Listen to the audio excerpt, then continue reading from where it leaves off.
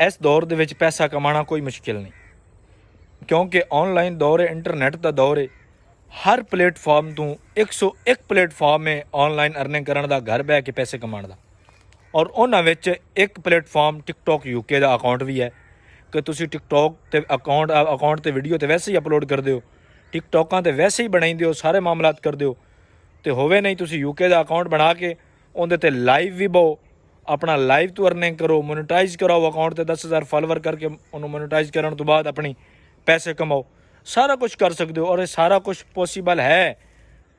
कोई भी माँ दे रजब भट्ट है या कोई भी है, कोई भी टिकटॉकर है, यूट्यूबर है, माँ दे पेट दे विचों एनीवन कोई भी सीख के नहीं आंदा। ये सारे तुहाडे साडे चों ही निकल के इस चीज़ ते जाके ते वायरल होंदे और जाके ते अपना फार्चूनरां और V8 गड्डियां 8-8 करोड़ वालियां रख देन, 9-9 करोड़ वालियां रख देन। तुसीं भी रख सकते हो, लेकिन यह है कि मेहनत करो। तो बाकी UK USA के अकाउंट लैण वास्ते या टिकटॉक लाइव चलाने वास्ते साढ़े 0329 72 35 104 इस नंबर पर रब्ता करसो।